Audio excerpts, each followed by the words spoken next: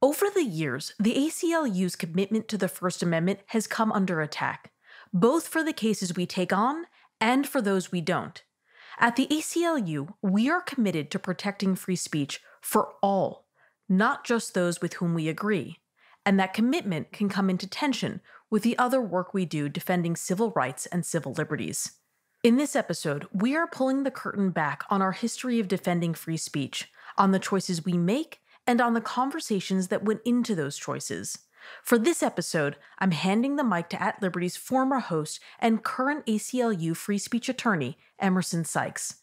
He'll speak with former ACLU Executive Director Aryeh Neier, who led the organization during the controversial time in the 1970s when the ACLU defended the rights of neo-Nazis to march in Skokie, Illinois.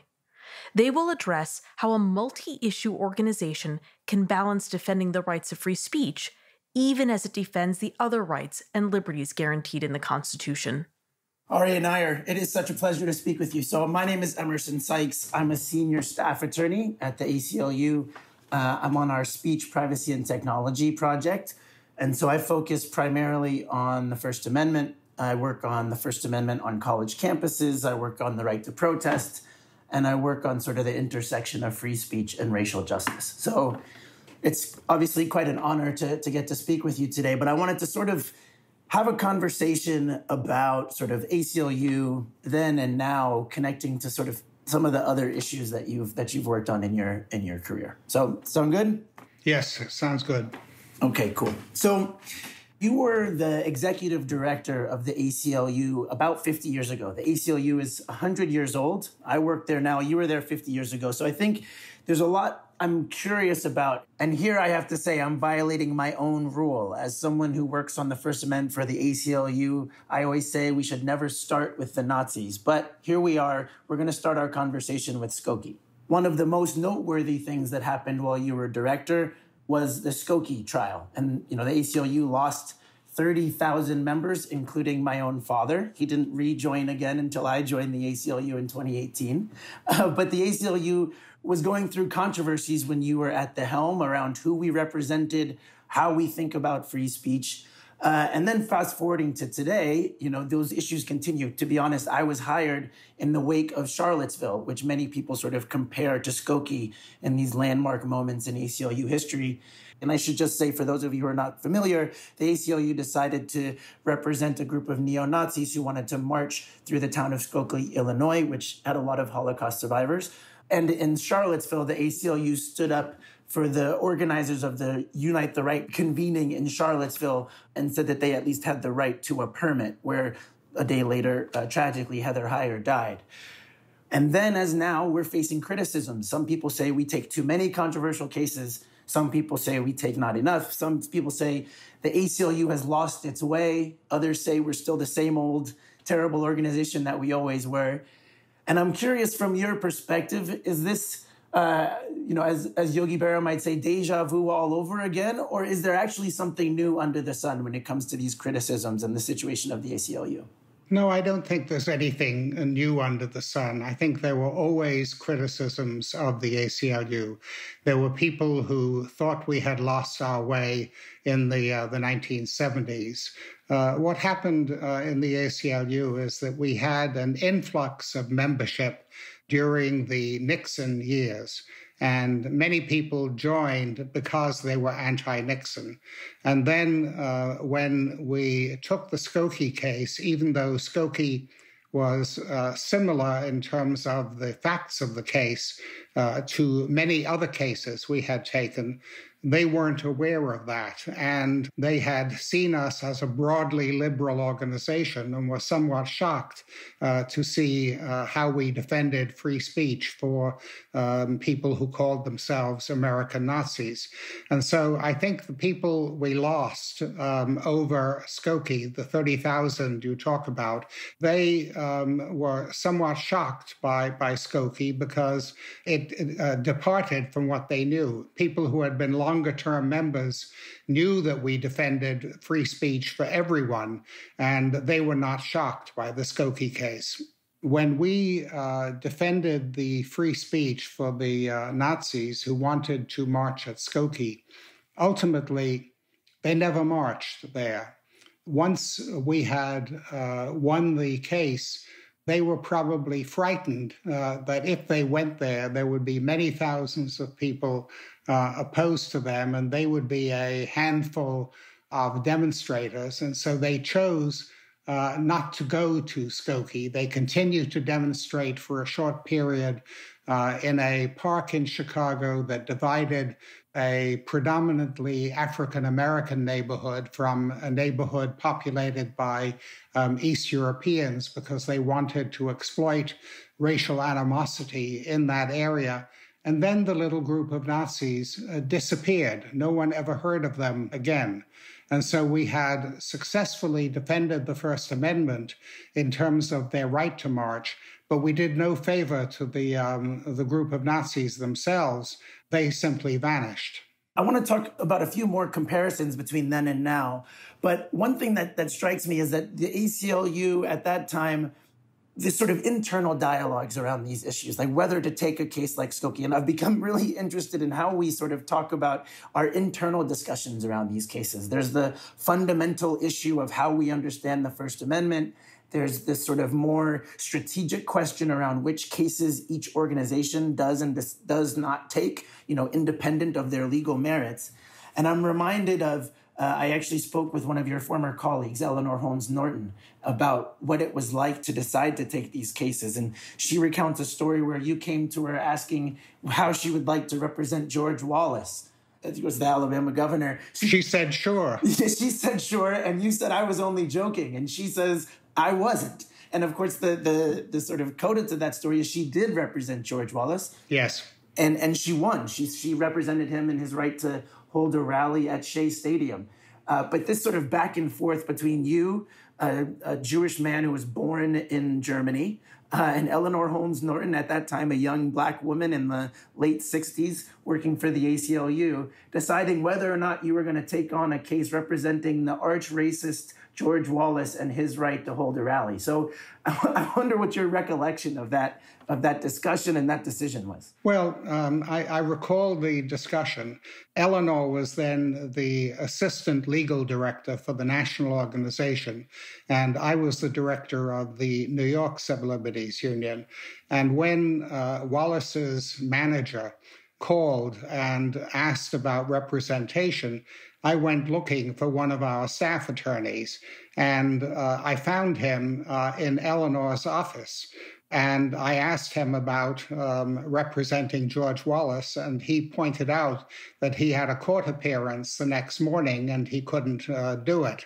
And so I turned to Eleanor and asked, how about you? And that's when she responded, sure. And it was a very casual request to her. But when I let it be known, a New York Times reporter, subsequently a Pulitzer Prize winner named Sidney Schanberg, called me, and he was so excited by it, he wanted to drive Eleanor to the courthouse in order to file the lawsuit. And it was very valuable because we were representing a large number of demonstrators against racism in that period. We were also representing a lot of people who were protesting the war in Vietnam, and we were being criticized for all of the people we were representing, and showing that we were also willing to represent George Wallace helped to make people understand that our concern was free speech rather than the particular cause the individuals were representing. Well, yeah, I mean, people joke about the ACLU makes it sort of a habit of making as many enemies of as many different kinds as possible. And he said, we responded to criticism by sort of welcoming some more criticism by taking on more controversial clients. Well, look, the ACLU started as an organization during World War I that was a sort of predecessor of the ACLU called the Civil Liberties Bureau. And World War I and the period immediately after World War I were probably the worst period for freedom of speech in the history of the United States. There had never been a Supreme Court case up to that point in which the court held that the First Amendment in any way restricted governmental action. A famous scholar of free speech, Zechariah Chafee, a professor at Harvard, counted more than 2,000 prosecutions for speech during World War I. And people said the most mild things in opposition to U.S. entry into the war or in opposition to the draft. In one case, a group of women were knitting socks for soldiers during the war. And another woman said, "No soldier will ever see these socks." And she was in prison for 5 years, and she served her 5-year sentence for that statement. Eugene Victor Debs, who was the Socialist Party candidate for president, was sentenced to 10 years in prison, and he only was released when he was pardoned somewhat later by President Harding, of all people. But Eugene Victor Debs was sentenced to 10 years in prison for a mild speech against entry into the war. And in the period after World War I, there was a kind of Red Scare in the United States. That was the period of the Palmer raids, when the Justice Department used its new Bureau of Intelligence, now the FBI, to round up particularly aliens who had said relatively uncontroversial things, and many of them were imprisoned, many of them were summarily deported. And the ACLU came into existence to deal with those issues in that period. And here it is, more than 100 years later, and still dealing with free speech issues in the United States. Well, it's a really important history, right? Because the ACLU was born out of this impulse to fight back against tyranny, right? The government censorship, government trying to silence and expel folks that it didn't agree with.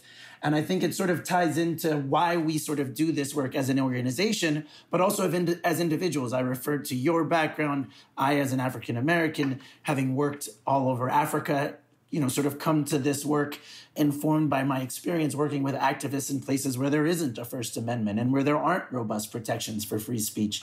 And I think Eleanor Holmes Norton talked also about her commitment to the First Amendment came from her commitment to civil rights, and sort of having to represent these other folks is, at least as an ACLU attorney, part and parcel of our commitment to these underlying values. I wonder, maybe we can just take a second to listen to a quote from Eleanor about what it's like, given where she was coming from, what it was like to actually represent neo-Nazis in the Supreme Court. So let's just take a listen to what she said to At Liberty, and then we'll discuss. In 1968, you argued the Princess Anne's County case, where the National States Rights Party, which was a white supremacist group, held a rally one night. No violence occurred, but there were certainly exchanges between the demonstrators and the counter-protesters. And then when the group tried to reconvene the following evening, the local municipality blocked them from marching. And you argued that this was a prior restraint and unconstitutional, and your arguments won the day. But I can only imagine what it was like as a young black woman, a young attorney working on behalf of the ACLU, defending the rights of the National States Party. So can you just tell us what the decision was like to take that case and how it felt for you to argue it? The case I argued, to be sure, was for people with whom I could not have been most in disagreement. They used racial epithets. But the reason that we had free speech, continue to have free speech, particularly as African Americans, is because nobody could keep us from speaking. They could keep us from using the same facilities. They could keep us from voting. But the First Amendment said everybody can talk. It turns out that free speech is most important to those who have the least in our society. So what's the best way to make that point? Represent those who have the most in society. This was a group of white men who felt quite entitled to degrade African Americans and to use their free speech to do so.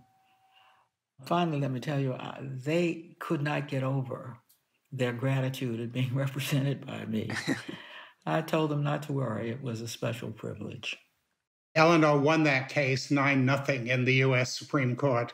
ultimately anyone can be silenced. It depends who's in power at a given moment, who they want to silence, whether they want to silence them for political reasons or for corrupt reasons. There can be all kinds of reasons to want to cut off somebody's speech.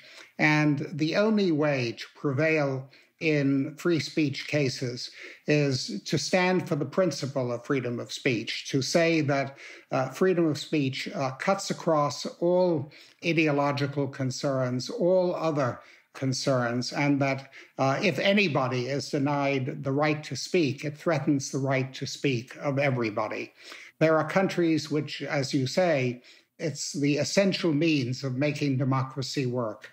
I can say as someone who's involved in the discussions around what kind of First Amendment cases we take today in the ACLU, we have to weigh a lot of different factors. And I think, we don't necessarily relish the opportunity to become sort of iconoclastic and take provocative clients just for the sake of it or just to seem self-righteous. But it really is, as you say, because we believe that the doctrine is important and it's worth protecting.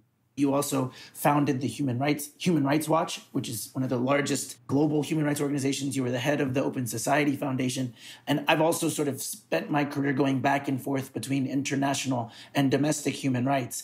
And one of the arguments that we often come up against as sort of free speech advocates is, as much as we might say other countries don't have free speech and that's why we need it here, some other folks say, yeah, but other countries do ban hate speech. Why can't we do it here? People talk about sort of the quote unquote a European model for limiting hate speech. And I think, as you and I are sort of in unique positions to speak back against those kind of criticism, having worked internationally. So I'm curious how you respond to people who say, well, other countries ban hate speech. Why can't we? Well, first of all, there are increasing protections for hate speech in various European countries. In European countries, the tendency is to look at both the content of speech and the context of speech. Did the speech take place in circumstances which are likely to pose a danger? And did the person who was engaged in speech contribute to that danger by the speech itself? And there is increasing protection for free speech in Europe. There are countries where there have been difficulties as a result of that. So the Danish newspaper that published cartoons of the Prophet Muhammad came under threats and was the victim of violence as a consequence of that. And there has been violence against the staff of a newspaper in France, Charlie Hebdo, for republishing the cartoons from the Danish newspapers. But the movement in general in Europe is moving closer to the American model rather than moving in the opposite direction. The countries that will punish hate speech very often use that power against minorities. For example, I'm familiar with a situation in Hungary where Viktor Orban is the prime minister. And there are laws against hate speech in Hungary. But when I talk to lawyers in Hungary who are engaged in the defense of civil liberties, they tell me that most of the cases that are ever brought under the hate speech laws there are against the Roma, the minority that is discriminated against. They don't see cases against whites for hate speech against the Roma. And if you are willing to go along with laws against hate speech, then you have to trust the authorities to use those laws against all and not against the minorities in particular. But very often when hate speech laws are available, they are used to target minorities and thereby increase the power of the government, which primarily serves the majorities. One should always remember that the people who are in charge of the enforcement of the laws are the authorities, the police and the prosecutors in any given country. And you have to be trusting in them to feel that they're going to use those laws in an appropriate manner. Well, it's a really important point. You talked about Hungary. The organization that I used to work for ended up having to close their office in Hungary because of Orban's crackdown on civil society. And you mentioned the enforcement problem. Both, it's hard to figure out how to define hate speech, and it's most often enforced against minorities. But it's also very ineffective at preventing the kind of sort of classic hate speech, the far-right Nazism, neo-Nazism, that it's in many cases designed to prevent. And in many of those European countries that you're mentioning, the far right is ascendant, despite the fact that over the last several decades, they've tried to ban such types of speech. So I think it's both unenforceable and demonstrably ineffective in many cases in trying to actually stamp out hatred. But I think another theme that you picked up on is this sort of lack of trust for government, right? And I think, in my discussions with other civil rights advocates, with other folks who may or may not be within the ACLU who have questions about why we are so adamant about the First Amendment, most often the common ground can come from, well, do we really trust the government to make these types of decisions? And this sort of rebellious streak, I think, runs through many activists, especially within the ACLU.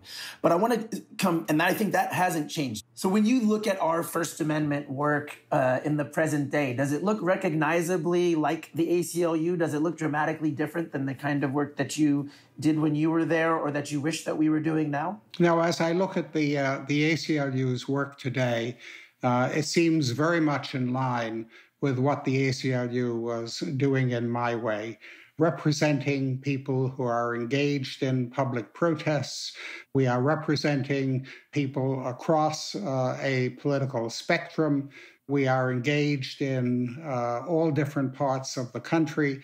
We are dealing with issues in local schools and libraries where the battles often take place without a great deal of attention to them.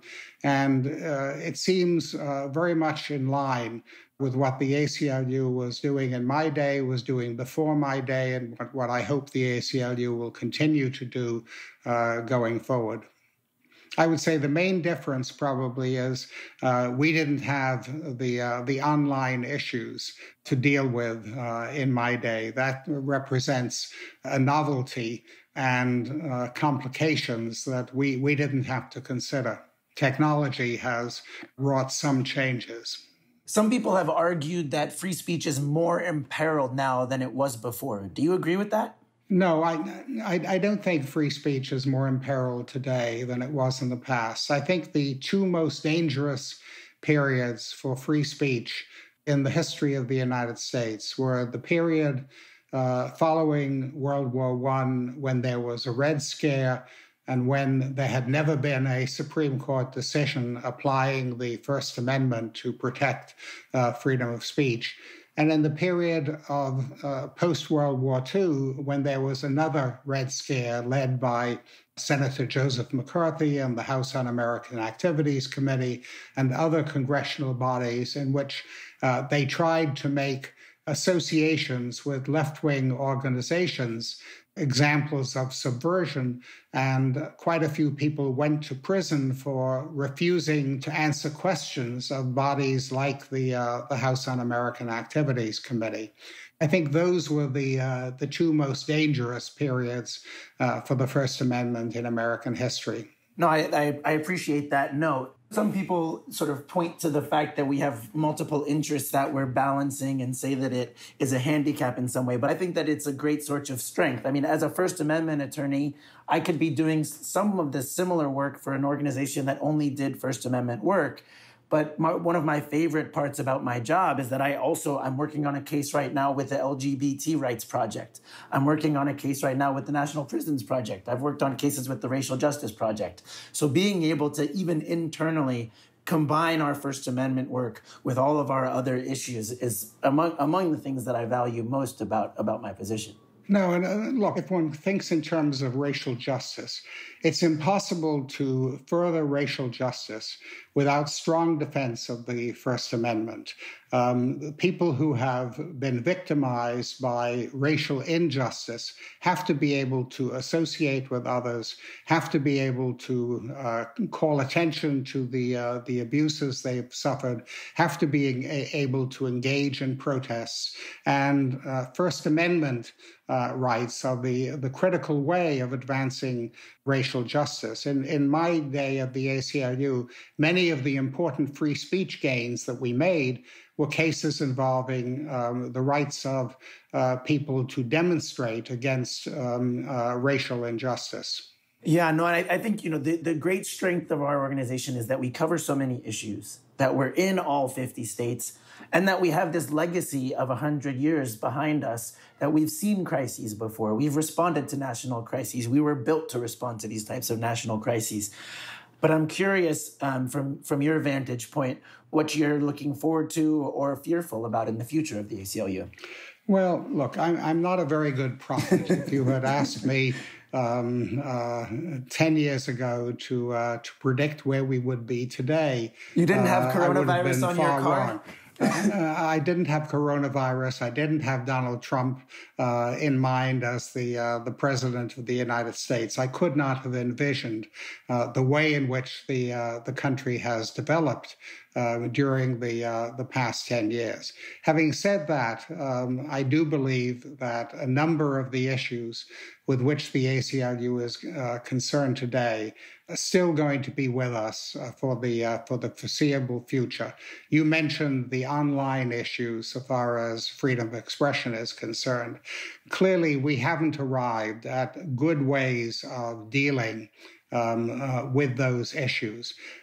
We don't know quite what to make of the power of companies like Facebook and Google, to what extent they should be regulated by the government. That still remains to be worked out.